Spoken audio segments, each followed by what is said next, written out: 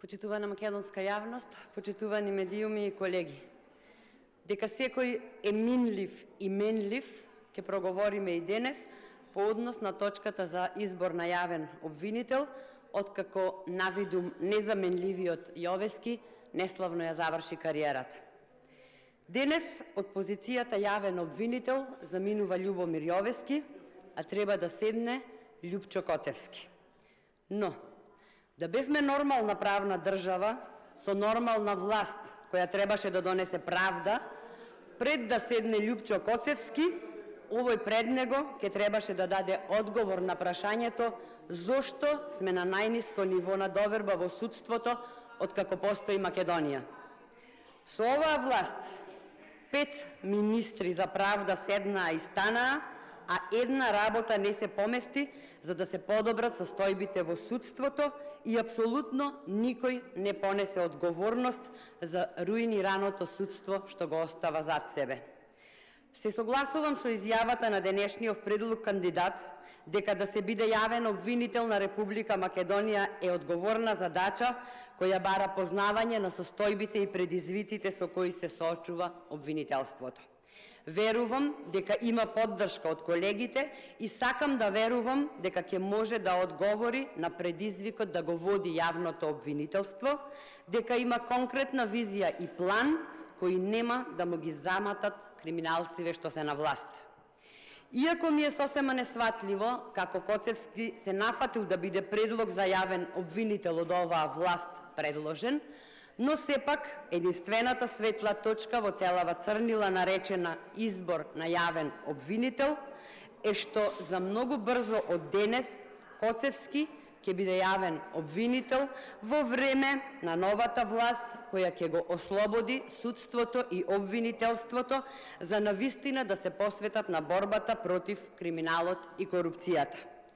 Коцевски, освен со домашните криминалци, ќе мора наитно да се фокусира и на градење на меѓународниот кредибилитет на јавното обвинителство и да стане вистински партнер на институциите и на сите граѓани, не само на граѓаните блиски до власта. Не дај Боже и Коцевски да ја продолжи праксата на неспособност, непрофесионалност и нечесност, како тој пред него или онака како што продолжи Ковачевски, таму каде што застана Заев. Се надевам дека Коцевски ќе ја види корупцијата која во оваа наша држава ја гледаат сите, освен оние што треба да ја видат и да се борат против неа. Во 5 години мандат Државната комисија за спречување на корупција отворила над 5000 предмети, од кои над 2800 за корупција, ама надлежните институции ги игнорира предметите од антикорупцијска, иако правосудниот апарат не може да функционира ако не се постапува по овие иницијативи. Внимателно ја разгледав предлог програмата од Коцевски, иако не сум правник, ќе кажам дека е солидно срочена, при што најмногу внимание ми привлекоа заложбите за отчетност, јавност и транспарентност. Само ќе го потсетам Коцевски на изјавата на неговиот претходник Љубомир Јовески, која гласеше вака, цитирам: "Пред голем предизвик сме да ја вратиме загубената доверба во работата на обвинителството пред граѓаните и да се профилира како професионална институција што ќе ги гони сторителите на кривични дела." 6 години подоцна, довербата не само што не се врати, туку целосно ја снема. Затоа имаме заслепена правда, а за ова што се случува во судството, директно е виновна власта. Овде, мафијата наречена власт, си има своји чираци во судството и обвинителството, за да си го амнестира криминалот. Факт е дека на обвинителството му недостига интегритет и дека тоа не е имуно на влијанијата од политичарите и од бизнис елитите. За жал, од јавните обвинители ретко се бара одговорност за несоодветно однесување, дури и кога е докажано дека нивните дејства придонеле за погрешни осудителни одлуки. Нема да се поместиме ниту еден чекор напред ако не спроведеме темелно истражување на вистинските причини за дисфункционалноста на правосудниот систем. Видовме дека јавните обвинители се подложни на политичка корупција, директни и индиректни влијанија и видовме дека недостасуваат ефективни механизми за тие да бидат повикани на одговорност.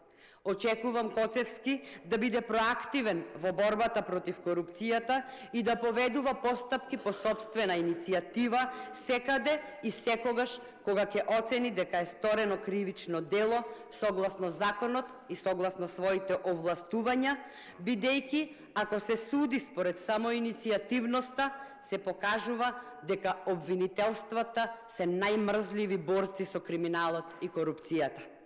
Коцевски мора да има предвид дека за штетата од обвинителите плаќаат граѓаните. При тоа, штетата како паричен износ е занемарлива во споредба со штетата што се нанесува на довербата во правната држава кога судот донесува ослободителни пресуди или тогаш кога ги запира постапките.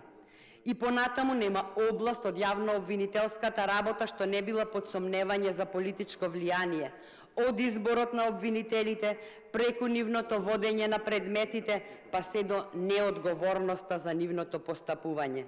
Исто така, нема област во која овие влијанија и врски се докрај истражени, а уште помалку докажани. Обвинителството стана алатка за пресметка со противниците. Правниот систем 7 години се наоѓа во состојба на перманентна криза, која што артикулира еден општа недостиг на недоверба во квалитетот и предвидливоста на судството и јавното обвинителство, што резултира со очигледна ерозија на правниот поредок во целина.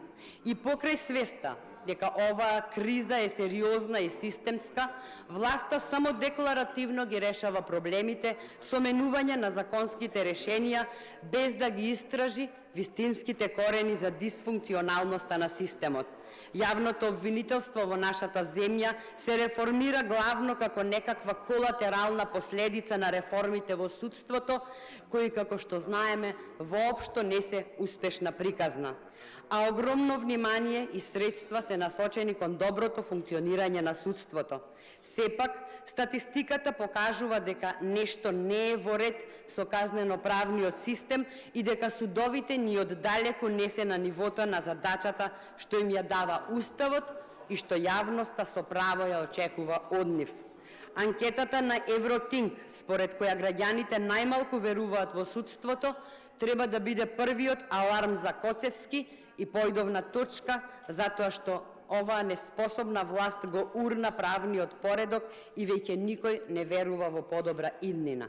Историски најниското ниво на доверба во судството од осамостојувањето на државата до денес со само 6% јасно говори за фактот дека државата ни ја водат криминалци. Не смееме да дозволиме Македонија да продолжи да биде држава во која економијата тоне, а корупцијата цвета.